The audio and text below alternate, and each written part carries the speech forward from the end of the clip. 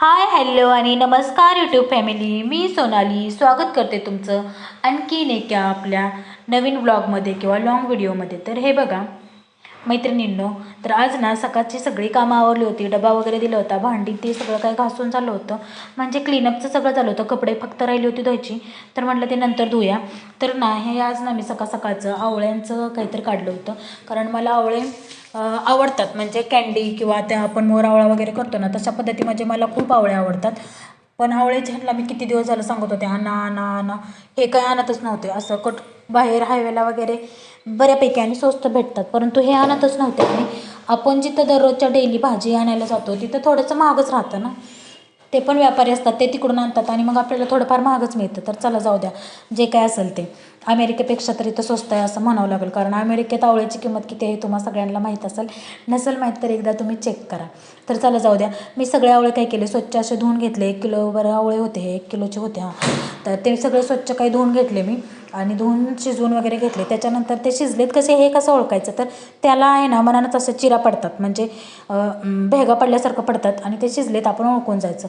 तर ते पिलू मला सोलू लागत होतं छान असं, त्यातल्या बिया वगैरे काढून घेतल्या. आता म्हणले याची आवळा कँडी बनवूया, कारण मोर आवळा सगळं गोड गोड गोड नको वाटतं, थोडंसं आंबट थोडंसं गोड असं. म्हणजे आवळा कँडी बनवली म्हणजे छान, आणि म्हणजे आपल्याला पण उपयोगी येतं कधी प्रवास वगैरे करताना, छान असं राहतं. तर मग ते सुकायला ठेवलं. सुकायला ठेवण्यासाठी ना खूप छान असं त्याचं डेकोरेशन केलं होतं मी आणि माझ्या पिल्लूनं. तर तुम्ही बघू शकता. तर आता ह्या बिया ज्या राहिल्यात ना, याचा काय यूज असेल तर मला नक्की सांगा, किंवा याचा काय उपयोग होतो का ते पण मला नक्की सांगा. तर तुम्हाला काय माहीत असेल याच्याविषयी. तर हे बघा, दुसऱ्या दिवशी असं काहीचं आवळं सुकलं होतं. लगेचच एका दिवसात सुकत नाहीत आवळं, छान असं सुकून दिलं तरच आपली कँडी छान बनते, नाहीतर त्याला बुरशी लागते. आपण जर त्यात पिठी साखर मिसळली ना तर त्याला बुरशी येते. म्हणून जेवढे आवळे सुकायचे म्हणजे छान असे खळखळ आवाज येत नाही ना त्यांचा, खडखड खारीक कसे आपली वाजते तसं, तोपर्यंत त्याला सुकून द्या मस्तपैकी. त्याच्यानंतर सगळं काही कामं आवरले आणि तांदूळ आणलेले होते. तर तांदूळ तसेच राहिले होते, वाळवत घालायचे होते, कारण आम्ही ना इंद्रायणीचा तांदूळ आणला होता शेतकऱ्याकडून, आणि तो विना पॉलिशचा होता. म्हणजे शेतकऱ्याचा असलं का थोडंफार म्हणजे आपण म्हणतो का नाही ऑर्गॅनिक ते ऑर्गॅनिक, तर तो बिना पॉलिशचा होता. मग म्हणलं चला थोडंसं त्याला हात, म्हणजे उन्हाचा हात पण ऊन तर मिळेलच मिळेल, पण आपण थोडासा हात स्वच्छ साफ करून घेऊया त्याच्यावरनं, म्हणजे परत आपल्याला वर्षभर टेन्शन नाही. आणि तांदूळ वगैरे हे एकदमच आम्ही वर्षासाठी घेत असतो. तर हे एक 25 किलोचं आहे, आणि आणखीन एक आणायचं राहिले, म्हणजे 50 किलोचा तांदूळ एकदाच घेतला आहे आम्हाला. तो मला वाटतं 50 रुपये किलो असा काहीतरी भेटला आहे, कारण 70च्या खाली कुठंच इंद्रायणीचा तांदूळ नाही. पण हे त्यांचे मित्र कोणतरी होते ना, त्यांच्या म्हणजे मैत्री खात्यातनं त्यांनी कमीनं दिलेलं आहे. तर त्याच्यासाठी म्हणजे काय असं एवढा कमीनं कुठंच नाही भेटत, कारण याच्या आधी आम्ही घेतला होता ना तर 66 रुपयानं तो आम्हाला भेटला होता. कारण तेव्हा यांच्या मित्राचे तिकडचे म्हणजे तांदूळ काढायचं चालू नव्हतं, म्हणजे सीझन नव्हता तांदूळ काढायचा, आणि आले नव्हते किंवा संपले होते. म्हणून आता लगेच तांदूळ काढायचं सीझन चालू झाल्या आम्ही नाही पहिलं त्यांना फोन करून विचारलं, आणि ते पहिलं तांदूळ घेऊन ठेवले. तर तांदूळ मी गोणीतनं ओतले ना खाली, एवढा छान त्याचा वास येत होता ना, सुगंध मस्त असा तांदूळ होता. थोडंसं काळा पण तांदूळ आहे त्यामध्ये, म्हणजे आता मशीनमधनं काढलेला आणि पॉलिश करून साफ करून येणारा, आणि बिना पॉलिश केलेला थोडेफार तर म्हणजे ही तर असणारच ना. म्हणून मी आता त्याला म्हटलं आजच्या दिवस पूर्ण वाळवून घ्यावा स्वच्छ असा, आणि उद्याच्या दिवस त्याला नीट करून चाळून वगैरे मग एकदा डब्यामध्ये भरून ठेवलं का ते आपलं वर्षभराचं टेन्शन जातं, नाही का. तर तांदळाला म्हशीकिडं तर लागतातच, पण आता बघू काहीतरी पावडर वगैरे घालून ठेवूया, किंवा लिंबाचा पाला वगैरे घालून ठेवूया, म्हणजे काय नाही होणार. तर हे सगळं पसरवून घेत होते मी. पिलू पण इथं मला मदत करू लागत होता. त्याला सांगितलं होतं तो हात नाही लावायचा, कारण ना सगळं सांडून टाकतो पायाने इकडं तिकडं, एवढं महागच आणायचं. आणि सगळं इथं काय आपले गाव आहे का बाबा की आपण सगळं काही इथं वेस्ट जरी घालवलं तरी शेरडाकारडांच्या मुखात किंवा जनावरांच्या मुखात किंवा कोंबड्या कुत्र्या, आपलं गावाला जसं खरकट जरी पडलं तरी ते कोंबड्या आपलं म्हणजे यूज होऊन जातं. जरी खरकट सांडलं तरी ते वेस्ट जात नाही असं मला म्हणायचं आहे. इथं ना दररोज असं 4 गहू 4 तांदूळ सांडत राहिलं ना काय ते कचऱ्यातच जाणार आहे. त्याच्यासाठी मी त्याला आधी सांगत होते तो आतमध्ये यायचं नाही, पण तो थोडीच ऐकणार. जी मम्मा करते ते आम्हाला करायचंच आहे. तर हे असं काही ते चाललं होतं. मी जसं पसरत होते तसा तो पण पसरू लागत होता मला. तर दिवसभराचं हे काय असंच आमच्या दोघांचं चालू असतं काम. त्याच्यानंतर 4च्या दरम्यान त्याला मी क्लासला लावते, तेवढंच एकच काम असतं त्याचं. अजून काही स्कूलला नाही घातलं. RTAचा फॉर्म सुटला आहे, बहुतेक सुटला आहे, पण अजून हे म्हणजे ज्या त्या जिल्ह्यावाईज सुटलेले आहे, तिथला नाही सुटला अजून.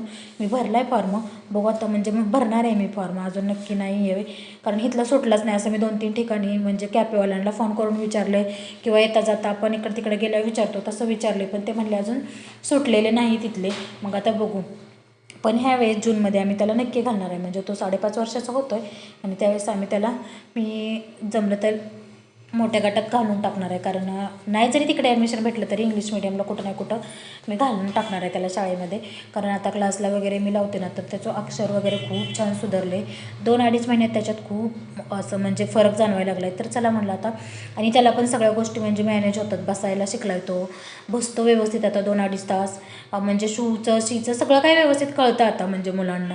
आणि आताची मुलं काही एवढी पण ही नाहीत की बाबा जी काय कोणतीही गोष्ट बोलत नाहीत असं. तर अशा पद्धतीने आमची तर कामं झाली होती.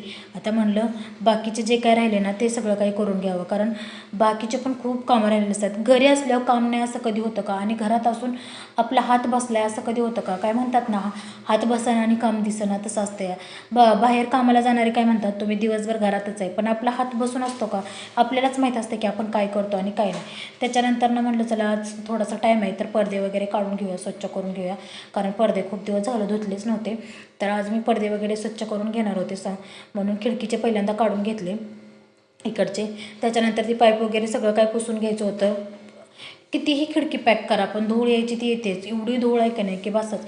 धूळने नको नको केले. टी व्हीवर तेवढीच बसते, काचांवर तेवढीच बसते, देवघराच्या त्या ह्याच्यावर सुद्धा धुळीचा थर येतो आहे. भांड्यांचं तर काय तुम्ही विचारूच नका. तरी आमच्या इथं 3 आहेत ना खिडक्या, तर मी तिन्हीच्या तिन्ही पॅक करते. किचनची तेवढी थोडीशी म्हणजे स्वयंपाक वगैरे करूच तर दुपारपर्यंत असते, नंतर परत मी पॅक करते. परत स्वयंपाक करताना संध्याकाळी उघडते. एवढी धूळ येते ना की बसच, लई म्हणजे लई धूळ येते. मशीनवर पण धूळ, सगळीकडे धूळ. हे काय पडदे मी काढून स्वच्छ पुसून घेत होते तोपर्यंत पिल्लूचा कारभार चालला होता. त्याला वाटलं की घड्या घालून ठेवायचे पडदे, त्याला माहीतच नाही की धुवायचे पडदे म्हणून. तर मी सगळे पडदेमधले इकडचे पडदे हे ते सगळं काढून घेतलं. थोडीशी साफसफाई पण करून घेतली, कारण बायका थोडंसं काय काम नाही निघलं आणि काम नाही केलं असं त्यांना होतं का कधीतरी? आणि त्यांना शांत असं कधी बसू वाटतं का सांगा? प्रत्येकच महिलाला काही नाही काय दिवसभर काम असतं. तर पडदाही काढून घेतला, पण ती पडद्याची पाईपच्या तिथला स्क्रू आहे ना, ते थोडासा ढिला झाला होता आणि मला वाटत होतं की ती पाईप चुकून माकून जरी पडली ना तर बाळाच्या डोक्यात पडेल. डोक्याचा तर विषय सोडा, टी व्हीवर सुद्धा पडू शकते. म्हणून मी त्याला थोडंसं फिट करून घेतलं व्यवस्थित. हे आले ना संध्याकाळी, मग मी त्यांच्याकडून तो स्क्रू अगदी व्यवस्थितपणे फिट करून घेईन. आता मला काही जमलं नाही एवढा फिट करायला, पण ते चुकीचं म्हणजे मी बरं बघितलं म्हणून ते स्क्रू थोडक्यातच राहिला आहे, थोडा म्हणजे असा एकदम 1-2 ह्याच्या वाटीवर राहिला असं मला तर वाटायला लागले. मी आता आजच्या दिवस ती पाईप पूर्ण काढूनच ठेवते. मला वाटते बाजूला काढून ठेवावी आजच्या उद्याच्या दिवस, म्हणजे पडदे धुवून वाळूस तोपर्यंत तरी, असं मला तर वाटतं या. ती पाईप वगैरे सगळं पुसून घेतलं. त्या पाईपवर पण एवढी धूळ बसली होती ना की बसच. आणि काय म्हणतात ना, गावाकडं आपण म्हणतो किती धूळ आहे किती फुफुटा आहे, पण शहरातसुद्धा काही कमी फुफुटा नाही, तेवढंच आहे फुफुटा. त्याच्यानंतर थोडेसे इकडचे बोर्ड वगैरे होते ना, त्या बोर्डावर पण धूळ बसली होती, ती पुसून घेतली वाईस थोडी. कारण लई धुळीनं कसं तर झालं होतं असं सहज बटन जरी चालू करा गेलं ना, फॅनचं तर त्या दिवशीच मी पुसून घेतलं होतं, तरी फॅनला तेवढंच घाण झाली होती. त्याच्यानंतर पिलूला इथं त्याचं कॅलेंडर हवं होतं, तिथं मी अडकवलं होतं त्याला. ज्यावेळेस आम्ही डोस द्यायला जातो म्हणजे कशाचा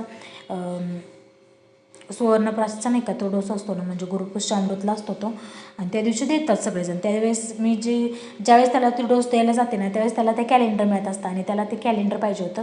तर इथं घड्याळ वगैरे सगळं पुसून घेतलं मस्त असं. त्याच्यानंतर मला टी व्ही पण थोडीशी पुसून घ्यावी, कारण एकदा आपण चालू केलं का आपल्याला म्हणजे सगळीच कामं करून घ्यायची असतात. माझे कपडे पण तसेच पडले आहेत आता ना, हे सगळे पडदे वगैरे स्वच्छ धुवून घेते.